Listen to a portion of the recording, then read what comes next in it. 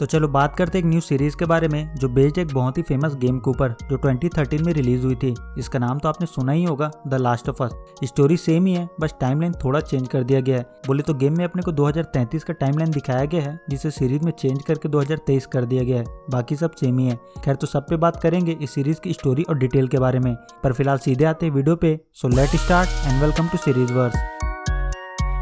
तो एपिसोड 1 की शुरुआत होती है 1968 से, जहां डॉक्टर न्यूमन लोगों को बताते हैं कि फ्यूचर में इंसानों के लिए सबसे बड़ा खतरा फंगस पैरासाइट है, क्योंकि ये सीधे दिमाग पर असर करता है। फिलहाल अभी ये टेम्परेचर की वजह से ह्यूमन बॉडी में सर्वाइव नहीं कर सकता, पर फ्यूचर में ग्लोबल वार्मिंग के चलते ये फंगस भी म्यूटेट हो जाएंगे, और अगर एक बार इन्होंने ह्यूमन बॉडी को पोजेस्ट कर लिया तो कुछ ही सालों में ये पूरी दुनिया खत्म हो जाएगी। जिसका बाद अपने को मिलर फैमिली को दिखाया जाता है और ईयर होता है 2003। जोल का आज बर्थडे होता है, इसलिए सैरा ने अपने डैड के लिए स्पेशल ब्रेकफास्ट बनाया होता है, और सैरा चाहती थी कि आज उसके डैड उसके साथ रहे, पर साइड पर वर्कलोड ज्यादा होने की वजह से जोल और उसके भाई टॉमी को काम पर वापस जाना था। आगे सैरा अपने डैड को बर्थडे गिफ्ट देने के लिए उनकी घड़ी ठीक करवाने नासिर के वर्कशॉप में पहुंचती है। तभी वहाँ नासिर की वाइफ आती है और उसे तुरंत शॉप बंद करने के लिए बोलती है। सैरा के कुछ समझ नहीं आ रहा होता, पर वो नोटिस करती है कि आज शहर में काफी पुलिस फोर्स लगी हुई है। जिसके बाद सैरा अपने नेबर डैनी के घर पर पहुंचती है, और सैरा अपने डैड के लिए डैनी की एक डीवीडी अपने पास रख लेती है। तभी सैरा नोटिस करती कि डैनी का डॉग मर्सी डैनी की मॉम को बड़ी अजीब तरह से देख रहा होता है। डैनी की मॉम चल फिर नहीं सकती थी और उनकी तबीयत कुछ ठीक नहीं लग रही होती, पर सैरा वहां से चली जाती है। रात में सैरा अपने डैड के साथ बैठकर मूवी देख रही होती है, और सैरा मूवी देखते देखते सो जाती है। तभी जोल को टॉमी का कॉल आता है। टॉमी जोल को बताता है कि मारपीट करने की वजह से उसे जेल में बंद कर दिया गया है, और आज फ्राइडे है, तो अगर उसने उसे बाहर नहीं निकाला तो उसे जेल में रहना पड़ेगा। और फिर जोल टॉमी को छुड़ाने निकल जाता है। कुछ घंटों के बाद हेलीकॉप्टर की आवाज से सैरा की नींद खुल जाती है, और सैरा देखती है कि डैनी का डॉग मर्सी उनके घर के बाहर खड़ा है। जिसके बाद सैरा मर्सी को लेकर डैनी के घर जाती है, पर मर्सी डर कर वहां से भाग जाता है, और सैरा देखती है कि डैनी की मॉम इन्फेक्टेड हो चुकी है और उसने डैनी और उसकी वाइफ को मार दिया है। जिसके बाद वो सैरा पर हमला करती है, पर तभी जोल और टॉमी आकर उसे बचा लेते हैं। पर किसी को कोई आइडिया नहीं होता कि यहाँ चल क्या रहा है। इन्हें बस इतना पता होता है कि पास की सिटी में फंगस पैरासाइट ब्रेकआउट हुआ है, जिसकी वजह से लोग पागलों की तरह बिहेव कर रहे हैं, इसलिए उन्हें जल्द से जल्द सिटी से बाहर निकलना होगा। जिसके बाद वो लोग सिटी से बाहर निकलने की कोशिश करते हैं, पर तभी सारे इन्फेक्टेड लोग उनका रास्ता घेर लेते हैं और उनकी गाड़ी का एक्सीडेंट हो जाता है, और क्योस के चलते टॉमी जोल और सैरा से अलग हो जाता है, और टॉमी जोल को बोलता है कि वो उन्हें नदी किनारे मिलेगा।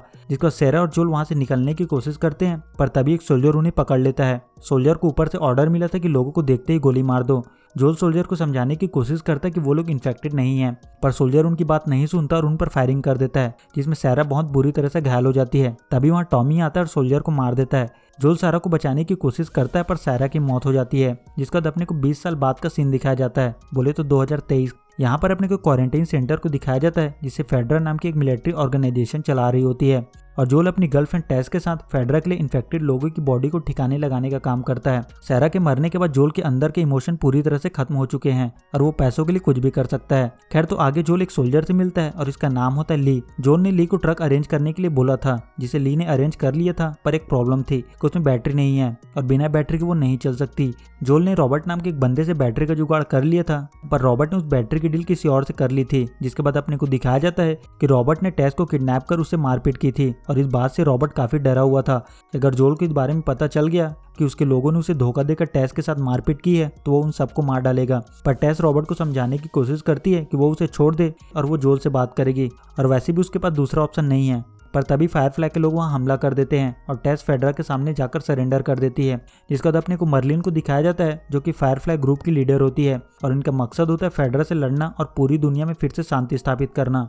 मर्लिन ने एक बच्ची को पकड़ रखा होता है, और इसका नाम होता है वेरोनिका। वेरोनिका इन्फेक्टेड होती है, पर किसी वजह से उसकी बॉडी पर इसका कोई असर नहीं होता। वो इन्फेक्शन से इम्यून होती है, इसलिए मर्लिन वेरोनिका का लगातार टेस्ट कर रही होती है उसकी कंडीशन चेक करने के लिए, क्योंकि उसकी मदद से वो लोग वैक्सीन बना सकते हैं। वेरोनिका मर्लिन से पूछते कि उसने उसे क्यों बचाया। मर्लिन बताती कि उसका असली नाम एली है, और उसी ने उसे फेडरल मिलिट्री स्कूल भेजा था ताकि वो सेफ रहे। फायरफ्लाई वैक्सीन बनाने की कोशिश कर रहा था, और अब वो लोग एली की मदद से ये कर सकते हैं। मर्लिन एली को बताती कि वो लोग उसे वेस्ट की तरफ उनके बेस में शिफ्ट कर रहे हैं ताकि वो सेफ रहे। वहीं जोल को रेडियो ऑपरेटर ऐप से पता चलता है कि टॉमी पिछले 3 हफ्तों से गायब है। नॉर्मली वो एक दिन में जोल को अपना अपडेट दे देता था, जिसके बाद जोल डिसाइड करता है कि वो टॉमी को ढूंढने जाएगा। ऐप जोल को बताता है कि टॉमी व्योमी टावर नाम की एक जगह पर गया है, पर वो रास्ता इन्फेक्टेड रेडर और स्लेयर से भरा पड़ा है, तो वहाँ काफी खतरा है। पर जोल उसकी बात नहीं सुनता, और ऐप जोल को टॉमी की लोकेशन बता देता है। जिसका बाद अपने को दिखाया जाता है कि जेल से छूटने के बाद टेस जोल को रॉबर्ट के बारे में सब कुछ बता देती है।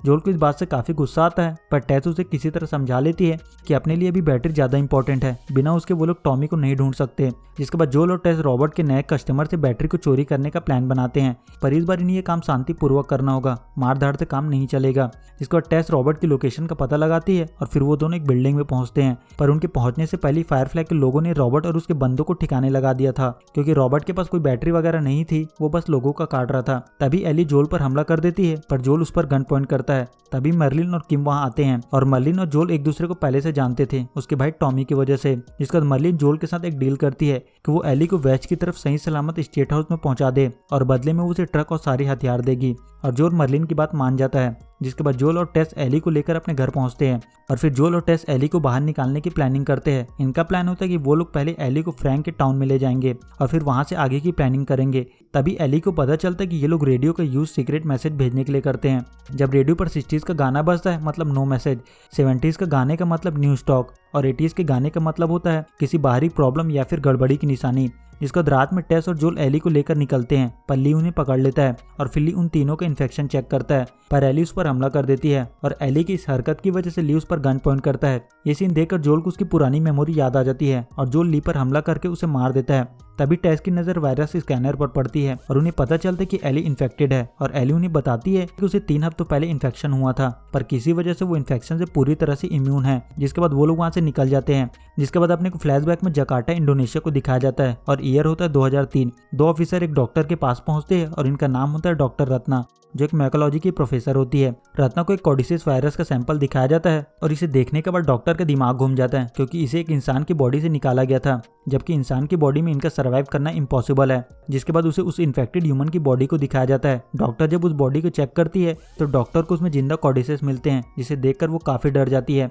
ऑफिसर चाहता था कि डॉक्टर इस वायरस का वैक्सीन बनाए ताकि इसे स्प्रेड होने से रोका जा सके, क्योंकि जिस इंसान ने उस लेडी को काटा था वो अब भी बाहर घूम रहा है। पर डॉक्टर बताती है कि वो सालों से इस पर स्टडी कर रही है और इसका कोई इलाज नहीं है, और इसे रोकने का एक ही तरीका है कि वो लोग पूरे शहर को बॉम्ब से उड़ा दे। जिसके बाद कहानी प्रेजेंट टाइम में आती है। एली टेस और जोल को समझाने की कोशिश करती है कि वायरस का उस पर असर नहीं होता, वो इससे इम्यून है, पर जोल को इसकी बातों पर यकीन नहीं होता। उसे लगता है कि आज नहीं तो कल इन्फेक्शन अपना असर दिखाएगा। जोल चाहता था कि वो लोग एली को वापस क्यूजी में ले जाएं, पर टेस उसे मना करती है क्योंकि वहाँ कोई ना कोई एली के हाथ का निशान देख लेगा और फिर वो लोग उसे मार देंगे। टेस एली से पूछती है कि आखिर मर्लिन उसके साथ क्या कर रही थी। एली बताते है कि फायरफ्लाई के वेस्ट की तरफ एक बेस कैंप है जहाँ डॉक्टर की टीम क्योर पर काम कर रही है, और मर्लिन को लगता है कि उसकी मदद से वो लोग क्योर बना सकते हैं। एली टेस को बताती है कि वो क्यूजी में एक मॉल में गई थी और वहीं उस पर एक ज़ॉम्बी ने हमला कर दिया और वो इन्फेक्टेड हो गई। आगे उन्हें डिसाइड करना होता है कि वो लोग लंबा रास्ता ले या फिर छोटा रास्ता।